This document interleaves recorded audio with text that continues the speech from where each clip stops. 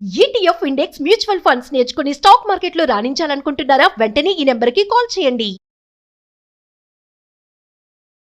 Hi hello నమస్తే, welcome back to our channel. ఈరోజు మనతో ఉన్నారు స్టాక్ మార్కెట్ అనలిస్ట్ అనే సుందర్ రామరెడ్డి గారు. సార్తో మాట్లాడదాం. నమస్కారం సార్. నమస్తే అండి. సార్, మళ్ళీ మ్యూచువల్ ఫండ్స్ మీద నా ప్రశ్న. అంటే ఇది చాలా సింపుల్గా లేమ్యాన్ అంటే నార్మల్ మనుషులకు కూడా అర్థమయ్యే విధంగా అడుగుతా ఉన్నాను. నేను గిని ప్రతిరోజు ఒక 50 రూపాయలు పక్కన పెట్టి అది ఫండ్స్ కోసం పెడితే ఓ 30 ఏళ్లలో నేను ఎంత లాభం చూసే అవకాశం ఉందంటారు? అది నన్ను ఏ మేరకు ఒక కోటీశ్వరునో, ఒక లక్షాధికారిని చేయగలదంటారా? డెఫినెట్గా అండి. మీ ఏ ఎసెట్లో పెట్టారు అనే బదులు సేవింగ్ చేయాలన్న థాట్ వచ్చిందంటే మీరు ఆల్రెడీ కరడిపోతండి. ఆ ఆలోచన it self is the foundation for that wealth creation అనమాట. అందుకని మనకి ఎంత ఇన్కమ్ సంపాదిస్తున్నాం అని కాదండి, ఎంత మిగిలిచ్చాము అనేది ఇక్కడికి వస్తుంది అనమాట. అందుకని ఈవెన్ డైలీ 50 రూపీస్ అట్లా అనుకున్నా, పోనీ దాన్ని మంత్లో కన్వర్ట్ చేసేసి మంత్లీ 1500 అనుకున్నా సరే, ఈ మనీ తీసుకెళ్ళి ఎక్కడో చోట ఇన్వెస్ట్ చేస్తే, మీరు బ్యాంకులో 8% పెట్టినా, లేదా గోల్డ్లో మీరు ఒక 12% ఫర్ యానం చొప్పున ఎక్స్పెక్టేషన్తో పెట్టినా, లేదా స్టాక్ మార్కెట్లో ఈ small cap and mid cap mutual ఫండ్లో వరస్ట్ అనుకుంటే 15% వస్తాయండి. అండ్ ఎక్కువ అనుకుంటే 20-25 దాకా కూడా ఈజీగా వస్తాయి. అలాంటి చోట్ల పెట్టినా సరే మీ వెల్త్ చాలా ఎక్కువయ్యే ఛాన్స్ ఎక్కువ ఉందన్నమాట.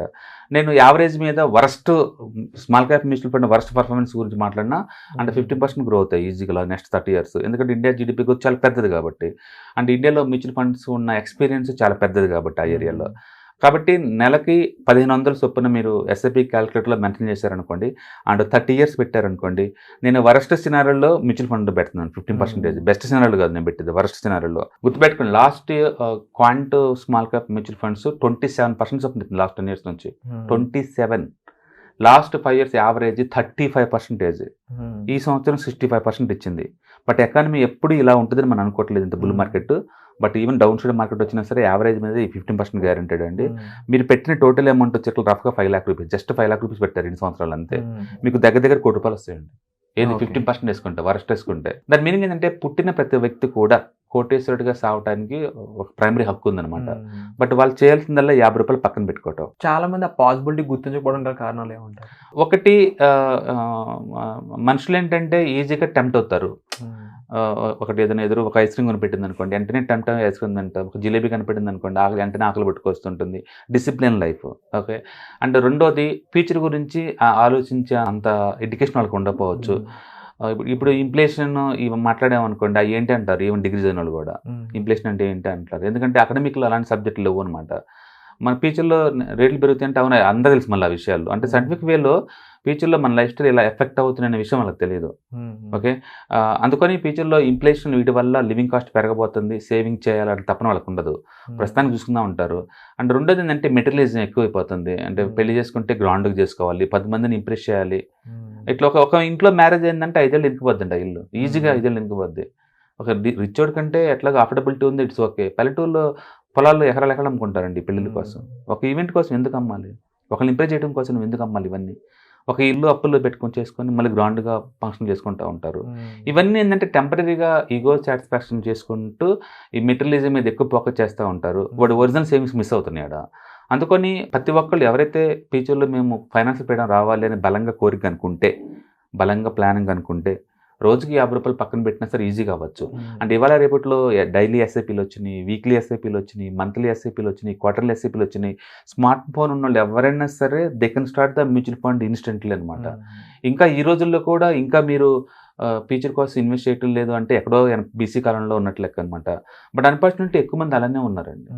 అదేంటంటే మాకు అంత టైం లేదు అంటారు, అదేంటంటే మాకు తెలియదు అంటారు. ఈ ఒకరికొకరు తెలుసుకోవాల్సిన విషయాలు ఇవన్నీ కూడా. అందుకని నిజంగా మీకు రిచ్ అవ్వాలి అని కనుక థాట్ అనుకుంటే డెఫినెట్గా మంత్లీ మీరు చెప్పినట్టు డైలీ 50 కానీ, మంత్లీ 1000-2000 కానీ ఏదో ఒక మ్యూచువల్ ఫండ్లో, ఏదో ఒక ఇక్కడ కాకపోయినా బ్యాంకులో, ఇది లేకపోతే గోల్డ్, ఎక్కడైనా సరే మీ ఇష్టం. ఇన్వెస్ట్ చేయడం ఇంపార్టెంట్ తప్ప ఏ అసెట్ అని కాదు ఇక్కడ.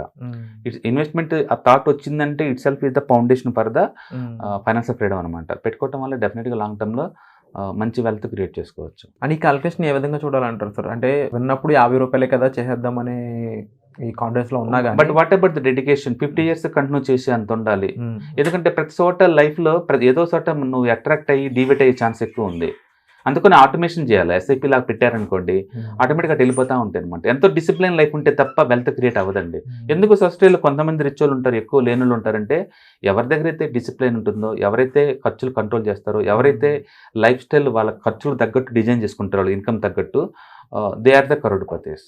ఎవరైతే డిజైన్ చేసుకోవట్లేదనుకోండి ఆ చేతుల్లో ఉండదు. చాలా మంది అంటారు అఫోర్డబిలిటీ లేనప్పుడు ఎందుకు ఇంటర్నేషనల్ స్కూల్కి వెళ్ళాలి, ఎందుకు ప్రైవేట్ స్కూల్కి వెళ్ళాలి, గవర్నమెంట్లో ఇంగ్లీష్ మీడియం స్కూల్ చాలా ఉన్నాయి. లైఫ్ స్టైల్ మీకు ఇన్కమ్ తగ్గట్టు మీరు డిజైన్ చేసుకోవాలి తప్ప పక్కన మీద కంపెనీ నాకు ఏం లేదు ఇక్కడ.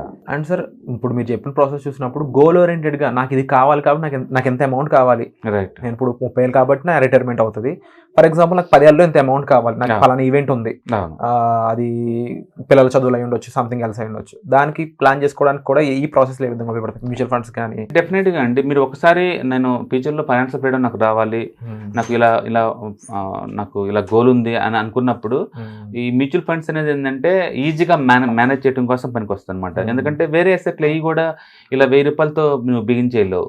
యూజువల్గా ఏంటంటే పల్లెటూరులో చిట్టీలు కడతా ఉంటారు, బట్ చిట్టీలు గ్యారెంటీడ్ కాదు కాబట్టి వాళ్ళు ఏదన్నా గాయమైపోతే మనకి లాస్ ఎక్కువ ఛాన్స్ ఎక్కువ ఉంది కాబట్టి దాన్ని స్కేలప్ చేయలేం పెద్ద మొత్తంలో. మ్యూచువల్ ఫండ్స్ అయితే ఎంతకైనా స్కేలప్ చేసుకోవచ్చు. నువ్వు 1 కోటి రూపాయలు అయితే ఒక రోజు అమ్ముకోవచ్చు, ఒక రోజులో తీసుకోవచ్చు, లిక్విడ్ ఉంటుంది, కంఫర్ట్ ఉంటుంది, ఎవరు దోచుకోలేరు వాటిని మన మొబైల్లో ఉన్నా సరే. అది ఈజీగా ఆపరేట్ చేయడం అనమాట. ఇవాళ రేపట్లో అన్ని పల్లెటూరులో కూడా అందరు బీటెక్ వాళ్ళు ఉన్నారు, అందరి దగ్గర స్మార్ట్ ఫోన్స్ ఉన్నాయి కాబట్టి మనీ సేవ్ చేయడం ఇప్పుడు చాలా ఈజీ ఒకప్పటితో పోల్చుకుంటే.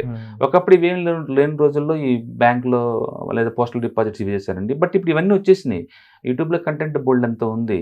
సో మీకు నిజంగా ఆ ఇంటెన్షన్ కనుక స్ట్రాంగ్గా కనుక్కుంటే and mutual fund account open చేసేసుకొని ఎవ్రీ మంత్ ఆటోమేషన్ నెలకు 1000 రూపాయలు ఆటోమేషన్ పెడుతున్న ద్వారా just time pass after 20, 30, 40 years you're going to make lot of money. మనం వరస్ట్ వేసుకుంటేనే 1 కోటి అంటున్నాం, బెస్ట్ వేసుకున్నాం అనుకోండి 5 కోట్లకి వెళ్ళిపోద్ది. Wonderful sir. అండ్ ఇది విషయం అనే కాదు సార్, ముఖ్యంగా ప్రతి ఒక్కరికి ఫైనాన్షియల్ యొక్క డిసిప్లైన్ అనేది మీరు చాలా వీడియోస్ ద్వారా తెలియజేస్తా ఉన్నారు. And thank you so much for it. Suman టీవీలో మీ పర్సనల్ అండ్ బిజినెస్ ప్రమోషన్స్ కోసం కింది నెంబర్కి కాంటాక్ట్ చేయండి.